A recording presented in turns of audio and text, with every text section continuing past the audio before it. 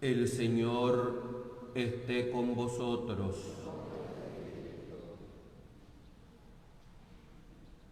Lectura del Santo Evangelio según San Juan.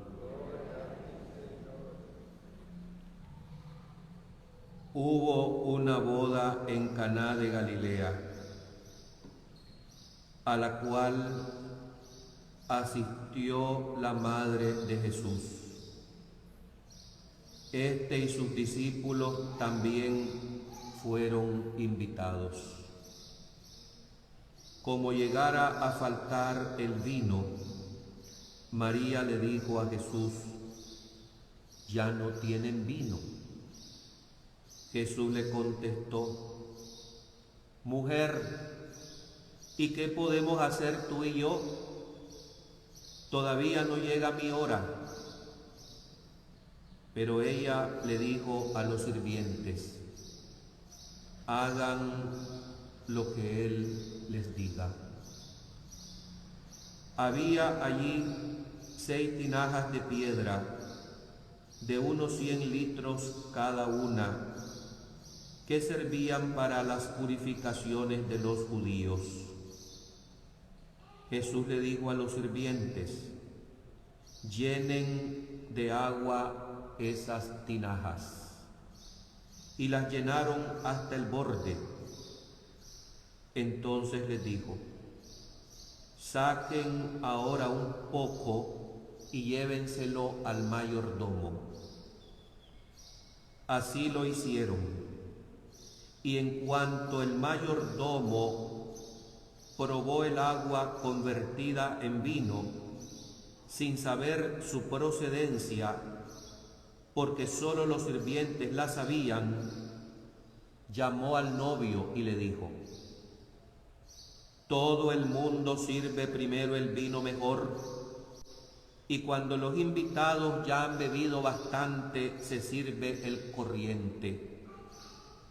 Tú, en cambio, has guardado el mejor vino hasta ahora».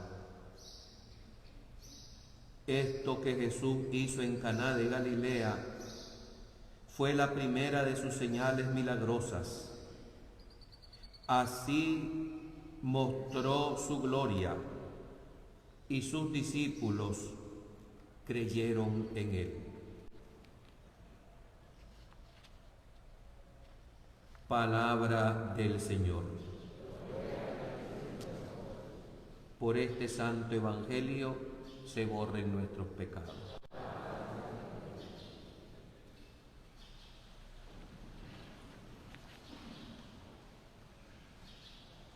Cantemos la grandeza del Señor.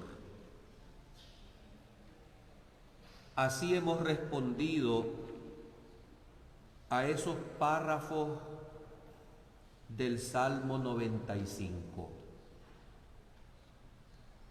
Y como pueblo creyente,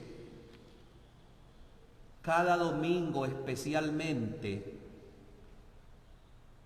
venimos a eso,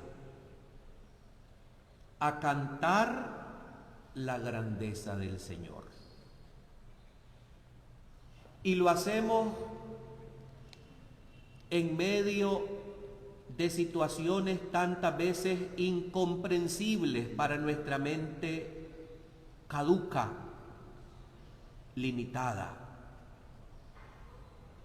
Y todos los días de la vida han de ser, con nuestras palabras y nuestras acciones, un cantar la grandeza del Señor.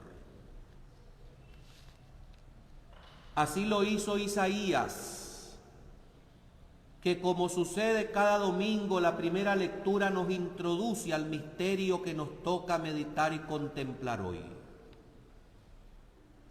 Isaías irrumpe en felicidad y explota su corazón diciendo: «Por amor no me callaré, por amor a esa Jerusalén no me daré reposo, hasta que surja en ella esplendoroso el justo y brille su salvación como antorcha. Este oráculo de Isaías, que fue pronunciado en el marco de la fiesta de los tabernáculos, nos manifiesta lo siguiente: ante lo que ve llegar en los tiempos mesiánicos, lo que se le permite conocer como profeta, no puede cerrar sus labios. Explota de gozo y de alegría, porque contempla la ciudad santa, Jerusalén, bella, radiante por su santidad, y la compara con una antorcha luminosa. Y dice en este oráculo el profeta, oráculo que nos prepara para meditar, para saborear el evangelio de este domingo: mirando la ciudad, a ti ya no te dirán abandonada, ni a tu tierra desolada. Y cambia completamente diciendo: te van a llamar mi complacencia, y a tu tierra desposada. Dios encuentra sus delicias estando con los hijos de los hombres. Frase que también encontramos en uno de los libros sapienciales, allá en el libro de los Proverbios, en el capítulo 8, verso 31. Mirando este oráculo del gran Isaías, que cambia completamente la perspectiva de una Jerusalén abandonada, de una Jerusalén desolada, a una Jerusalén que es la complacencia de su esposo, que la hará su esposa amada. Podemos nosotros interpretar lo siguiente: es en esa ciudad donde podemos vislumbrar el beneficio y el gran gozo de toda la humanidad. Estas calificaciones que aplica el profeta Isaías para la ciudad de Jerusalén, nosotros también las podemos aplicar para todos los pueblos. Además, para cada uno de nosotros, que ya no estamos abandonados, sí, para esta nación y para todas las generaciones que hemos confesado el señorío de Jesucristo, somos sus favoritos. Y místicamente estamos desposados con Él. Con estos pincelazos de este oráculo maravilloso, que como he dicho, hace explotar de gozo, vislumbrando al profeta los tiempos mesiánicos, hemos respondido nosotros a esta profecía con esa frase alegrísima que nos ha hecho repetir ante las estrofas del Salmo 95. Cantemos la grandeza del Señor.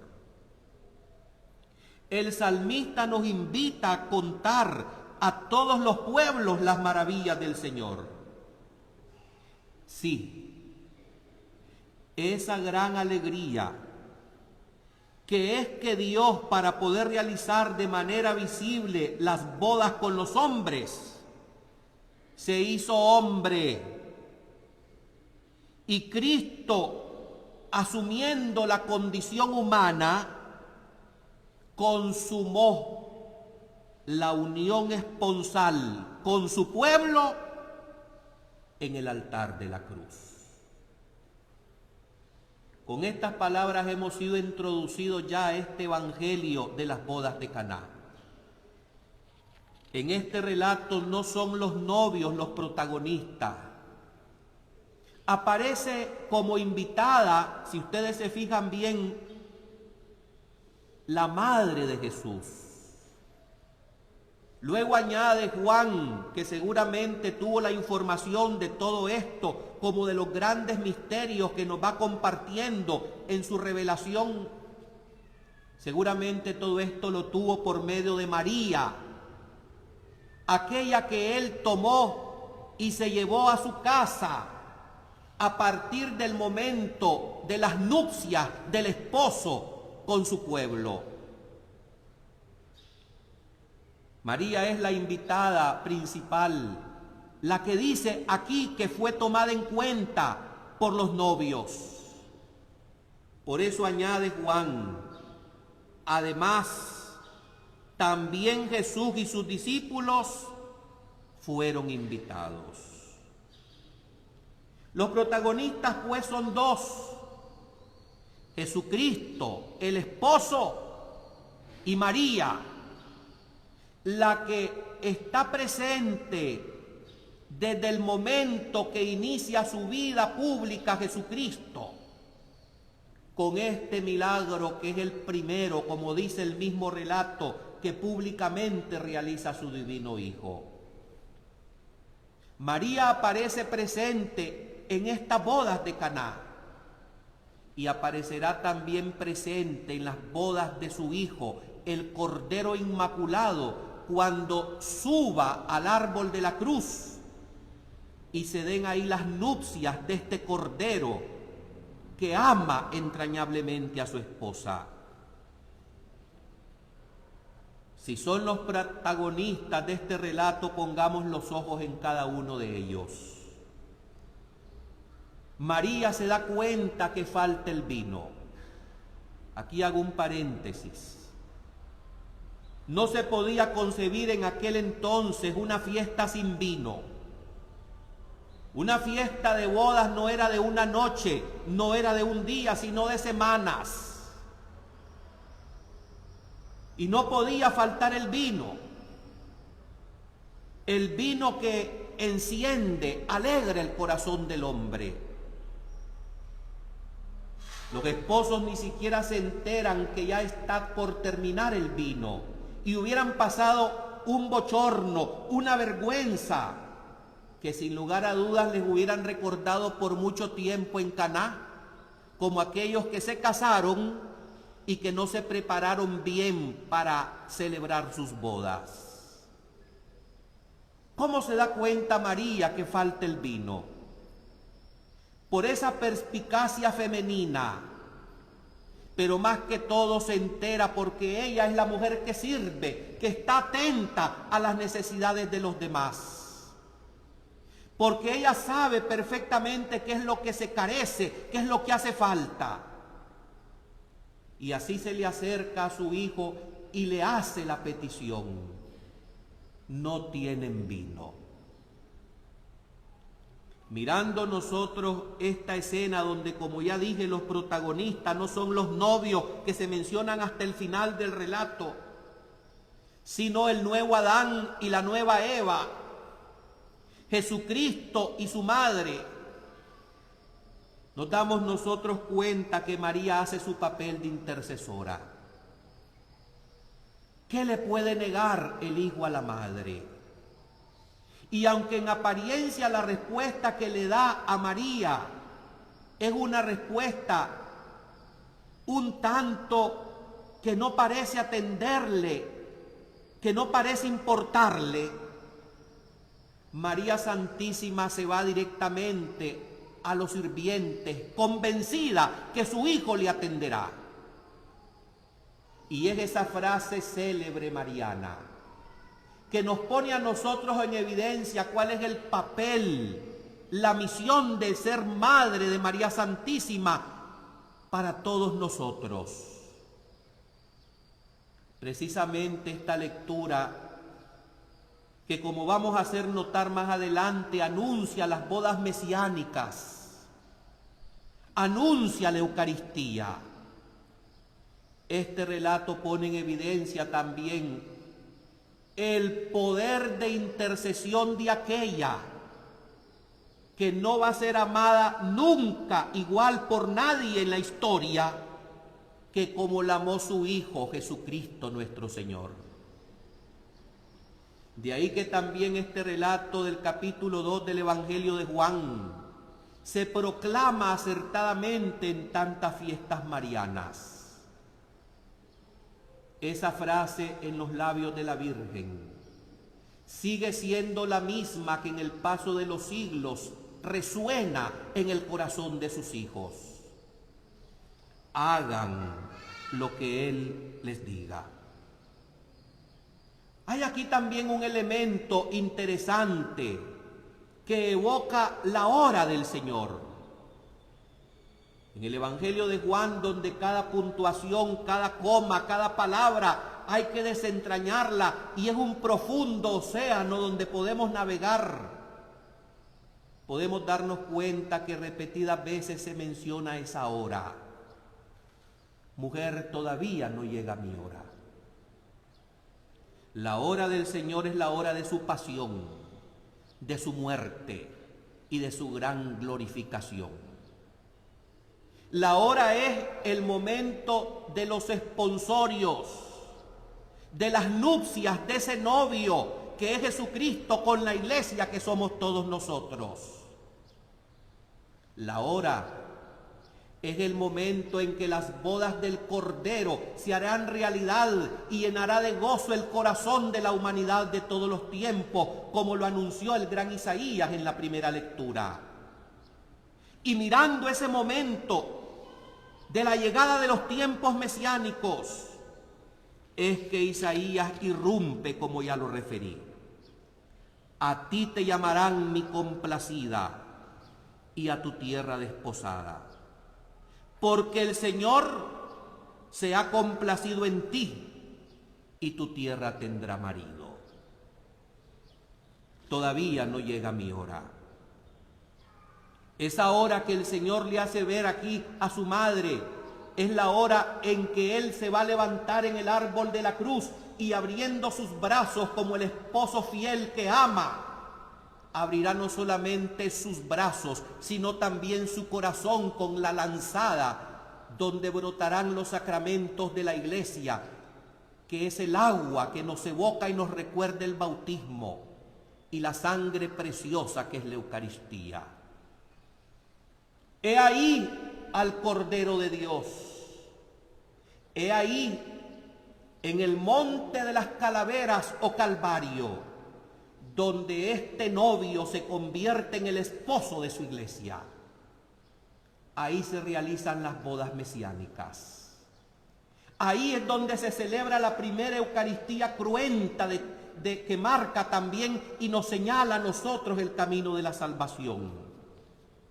He ahí la gran alegría en que Dios, por virtud de la encarnación de su Hijo Jesucristo, eleva al hombre a la misma categoría divina. La conversión del agua en vino es el anticipo de la hora del sacrificio de Jesús. Es el momento cuando Él derrama su sangre, sangre como arras de la nueva alianza que Dios paga por su esposa que somos todos nosotros. La excelencia del vino que supera la del agua habla de la gracia abundante. En este momento del relato del primer milagro se anuncia la llegada de los tiempos de abundancia, de los tiempos mesiánicos, pero sobre todo la abundancia de la gracia. Aquella gracia que hará explotar a un Pablo de Tarso, como lo dice la carta a los Romanos en el capítulo 5, versículo 20. Mirando que llegó el momento en que este novio es el esposo que da la vida por su esposa amada, le hará decir al apóstol: donde abundó el pecado, sobreabundó la gracia. Y es con su sangre derramada en la cruz donde el Señor borra los pecados del mundo. Derramando su sangre es el esposo que se entrega a la esposa como Cristo a la iglesia. Y así es el matrimonio también un gran sacramento. Vuelvo mi mirada a aquella que acompañó a su hijo en el momento de sus bodas. Así como en el capítulo 19 de este mismo apóstol Juan se nos cuenta, junto a la cruz de Jesús estaban su madre, la hermana de su madre, María la de Cleofás y María la Magdalena. Así también en el comienzo de su vida pública, recién empezando con sus discípulos la misión de anunciar el Evangelio, la salvación a todos los pueblos, aparece también discretamente María, que estando en este momento junto al nuevo Adán, se constituye, como la patrística lo enseña, también en la nueva Eva. También María en estas bodas está presente como la medianera del milagro, adelantando la hora. Y esa hora María la adelanta con su poderosa y, como dice Bernardo de Claraval, omnipotente intercesión. Cuando Jesús no le llama mamá, ni siquiera por su nombre María, sino que le dice mujer, todavía no llega mi hora, Jesús está recordando que ella es la nueva Eva, la que está a la par, al lado del nuevo Adán, engendrando a los nuevos hombres, como la mujer que hiere de muerte la cabeza de la serpiente. Así, María es ciertamente medianera de todas las gracias, la que con sus ruegos sigue derramando el vino del gozo, de la esperanza y de la alegría en el paso de los siglos de la Iglesia. María no es Dios, pero sus ruegos todo lo alcanza si es para la salvación de nuestras almas ante su Hijo Jesucristo. En este relato María se interpone entre su Hijo y los novios, los hombres, que ni siquiera se dan cuenta del bochorno, de la vergüenza que les hará pasar cuando les falte el vino y se enteren los invitados. María es la mujer que discretamente sabe aparecer en el momento oportuno. ¿Y cómo no va a aparecer a socorrernos a nosotros cuando le clamamos y le gritamos, Madre, socórreme y ayúdame? Y se hace presente, no como una extraña, sino como la madre que intuye, la madre que se adelanta y que sabe leer el semblante del rostro de sus hijos, si en ellos hay gozo y alegría o hay pesar y tristezas. Hermanos, María es la que nos prepara las bodas eternas. Que leyendo este capítulo 2 del Evangelio de Juan, explotemos de alegría como lo hizo Isaías siglos antes, mirando la ciudad santa, llenándose de gozo porque vislumbraba los tiempos mesiánicos. Y dice de la ciudad cómo se puede aplicar para cada uno de nosotros. Serás corona fúlgida en la mano del Señor y diadema real en la palma de su mano. ¿Y saben por qué?